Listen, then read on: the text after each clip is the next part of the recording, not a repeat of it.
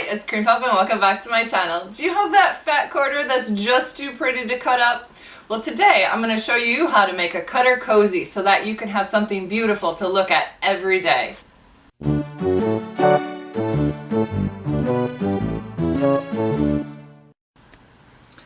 Okay, so the first thing we're going to do is to select our material. So I've chosen these two, and these are 10-inch squares. They work great if you had any left over from a prior project or you have a fat quarter. They're just a great way to use up miscellaneous things. So I'm going to lie, this is my backing, I'm going to lie it face side down. And then I'm going to put some batting in here. Now these I pieced from other projects that I've done, usually off of the sides of quilts. And you can piece it together without any worries. Just give yourself a little bit of overlap. Alright, and it's okay if we're missing some up here. We're actually going to trim an arch in here, so this little missing piece won't be missed. And then we're going to line it up, pin it together, and take it to the sewing machine and do some quilting. And this is a great chance to use some of those fancy stitches we all have on our machines. Maybe do a pattern on mine. I have a wavy pattern that I like.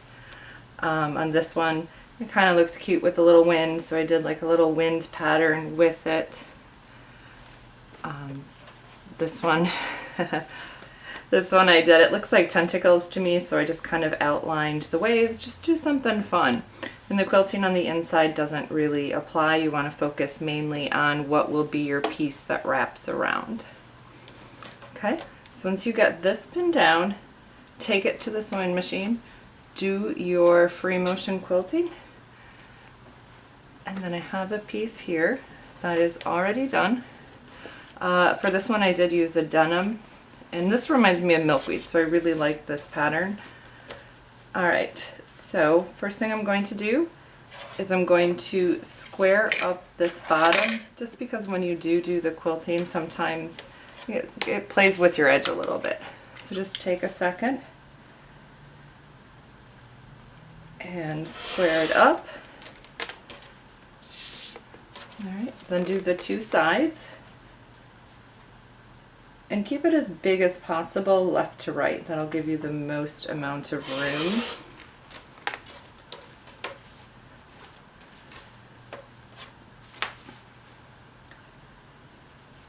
Oh, this one's a little bit off. Alright, so get rid of that. Now what I'm going to do is I'm going to square up my block to 9 inches.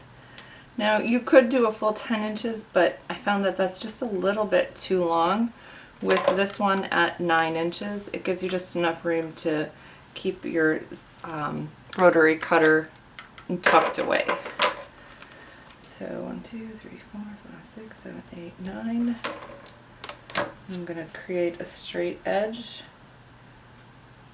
at 9 inches.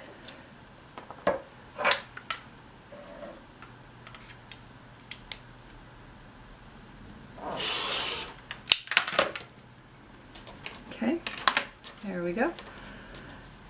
Now I'm going to grab, this is a iron-on marker, so I'm going to fold it in half.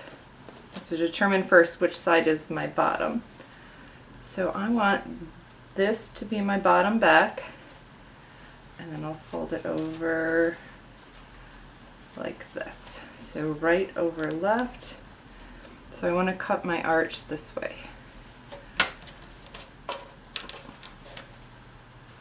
So I'm going to fold it in half, put a couple pins in the corner. Oops. And then just put these so they're out of the way, so you don't have to worry about them being in your way while you're cutting. Okay, so I'll set there. Now I'm going to measure 4 inches up which is where we will start the arch.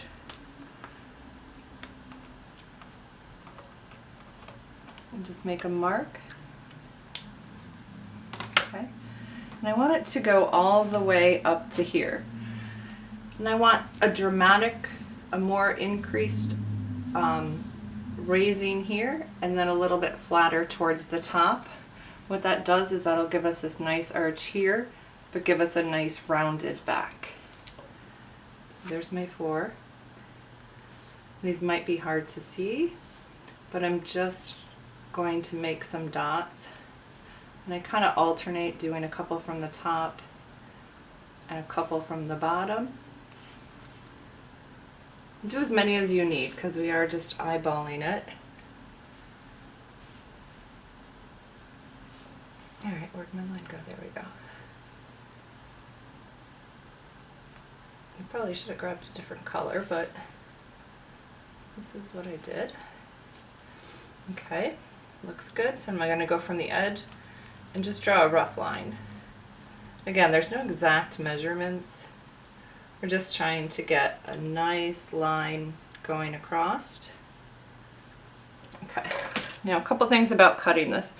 One is you're cutting through 6 layers. You want to make sure you're pressing down with the rotary cutter and just keep going. If you stop and then lift it up and then try to line it back up, you'll end up with a little bit wonky line.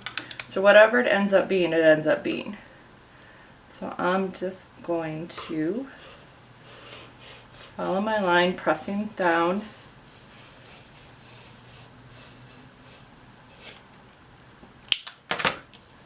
Alright, there we go. Now if you do end up with a spot you don't like, just grab the scissors. I'm just going to flatten this out a little bit. Okay. Open it up. The top is good. Usually I end up with a little bit of a nip right here that needs to come off. Alright, now we are ready for binding. So whatever you're going to use for binding, maybe you have some leftovers from a different project, or you just finished that big quilt and there was a lot left. That works great for this.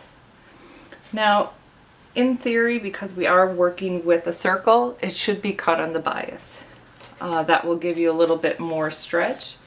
But what I've learned is that sometimes material has its own little stretch. So this is just a piece of Moda solids.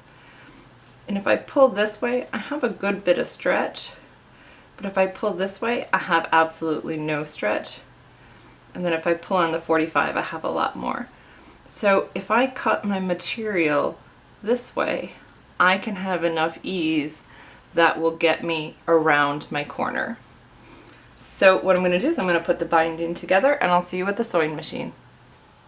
Alright, so it helps if I tell you guys a little bit about the binding. So this binding is 2.5 inches long.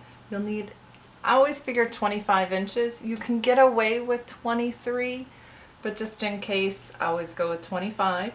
And you can use anything from 2 to 2.5 inches. The technique is the same. So I've just taken it and folded it over. And I'm going to lay it on my sides. Now we're not going to put bias tape on the bottom, only the sides and the curved end. And one other thing that I've done is that I dropped my stitch length down to 1.6. I found it's easier when you're sewing with a shorter stitch length to make corners. It gives you a little bit so you turn incrementally, where if you turn with a longer stitch, it's not as nice and smooth. So let me get set up here. And I'm starting even with the bottom.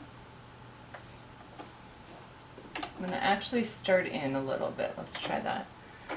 I'll go a couple stitches and then back stitch to the corner. There we go. So I'm going to line it up until I hit that 4-inch mark. I'm just going to sew down.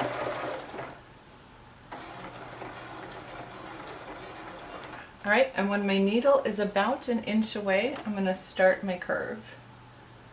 So I'm going to just hold this down and kind of segment it going around. I'm going to do a good stretch. The fewer times you have to stop for me, the better my corner looks. So if I can just keep sewing, the corner turns out much better. Okay. And then just going around. Now see, you saw that little pleat kind of go underneath there? I'm going to sew until that's right up to the needle. I'm going to stop, lift my presser foot, and pull from the back. And I'm going to pull that kind of pleat to the back. That'll give us a little bit of room on the curve, and it won't create an actual pleat on the front. So as long as I'm stopped, I'm going to go down and just line up a few more inches.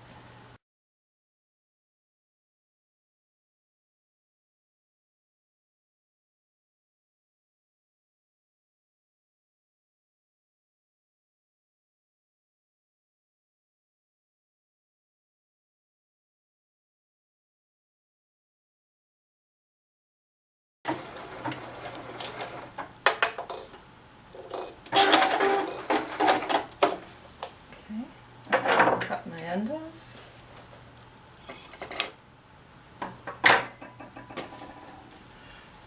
Just kind of check to make sure that you don't have any big kind of chunks going around. Just fold it over. Okay, that looks good. I'm going to take it to the iron and just iron up here. We're going to machine bind this. So I just want to give it the best possible start to get it folding over. So let me take care of that and I'll be right back. Okay, I've given this a good iron and now I'm going to start clipping it over. So I'm going to pull this down a little bit, make sure I'm all covered, and I'm going to clip it from the outside, and I want that because that's most of what you will see. So I want to make sure that is even going around, and I usually just alternate going back and forth. So one thing that you want to do is make sure that the back is longer than the front, because I'm going to stitch in the ditch on this. So you can see that my binding, when I rub across, there's a little bit of a dip there. So when I sew right here in the ditch, it will catch the back of the binding. So I'm just going to continue around.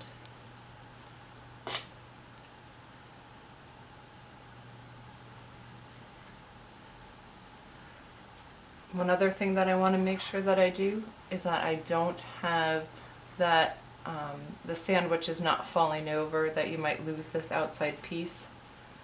So just run your finger along and make sure that you're catching all of those layers on the back side. Okay. Take a look from the back. That looks good. Make sure you don't have anything sticking out. Okay.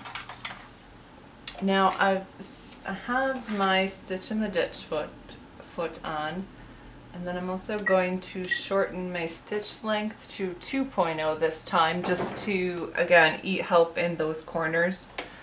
Shorter stitches do help.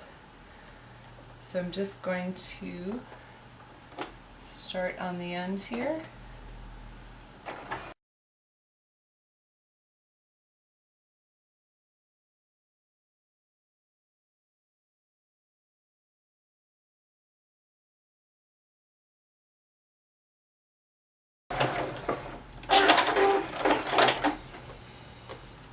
Okay, that looks really good.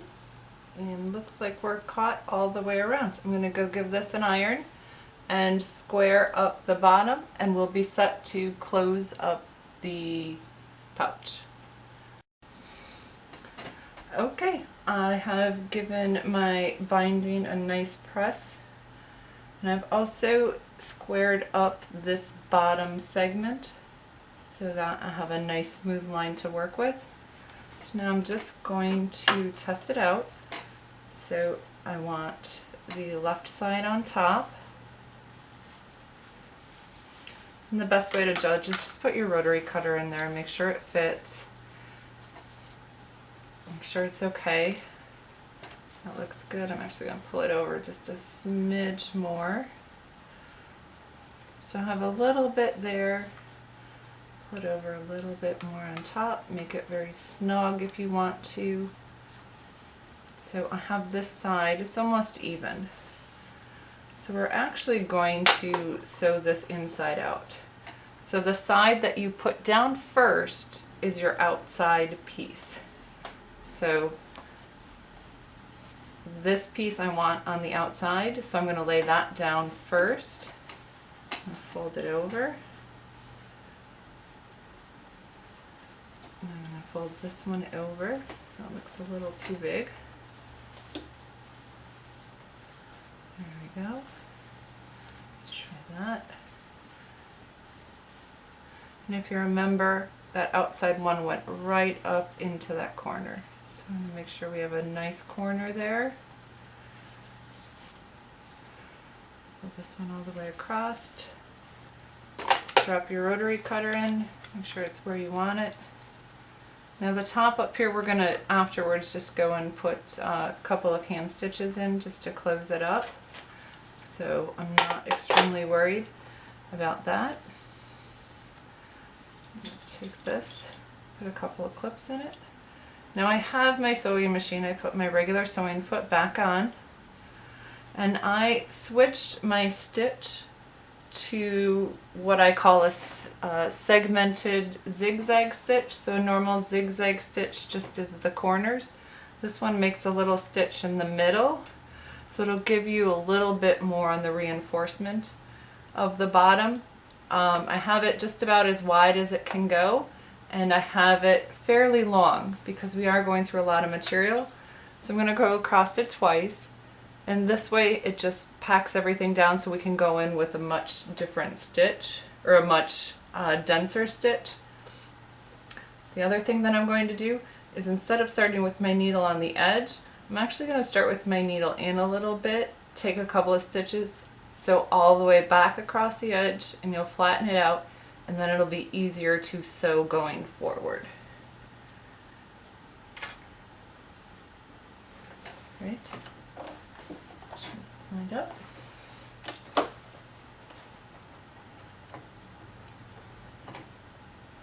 right.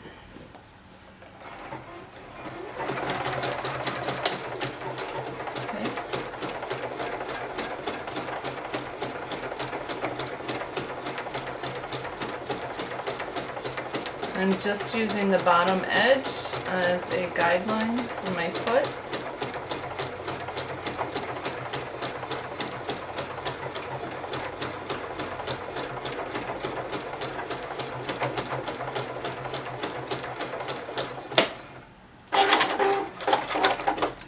Okay. And that created a nice base. So now I'm going to make my stitches a little bit close together. I'm going to go down to 1.2, and that'll make this pattern a little more and give us a little bit solid, more dense of stitching. Again, I'm going to start in a little bit, go forward, and then go backwards.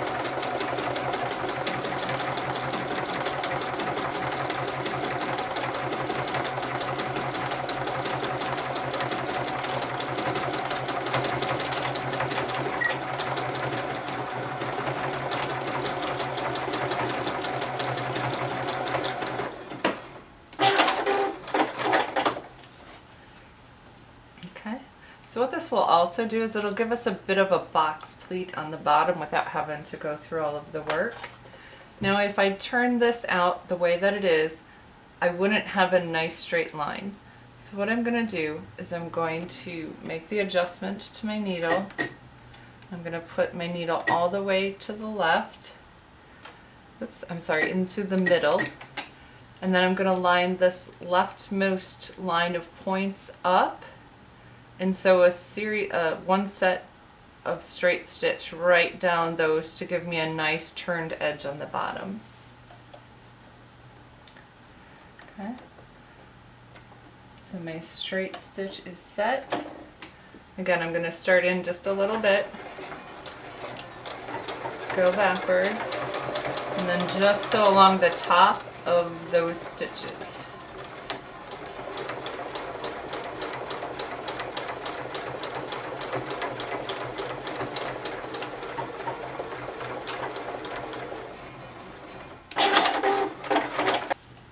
Alright, so now I have a nice solid line to make my turn against. Let me trim off these threads here.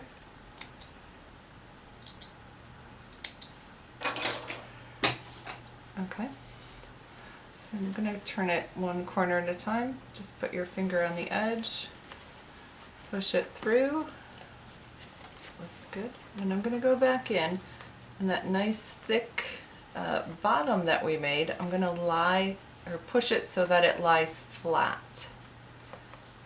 And what that will do is it will give us a bit of a boxing effect to add a little bit of depth at the bottom of the case.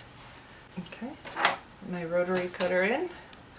That looks good. What I'm going to do next is just snug it up. Okay, I'm going to put a pin in it, and then I'll get a needle and thread, and I'm just going to go through both sides coming up and do a couple anchoring stitches to close this top up. It'll give it a nice secure feel. If you want, you can go a couple stitches down, one or two here, right at the joint. Worked very well. Tie it off and you're all set. I hope you enjoyed this video on how to make the cutter cozy. If you did, please press and steam the subscribe button below. Now I will tell you one thing. I would be very cautious on where you leave your cutter cozy laying around, because it may just leave your sewing room.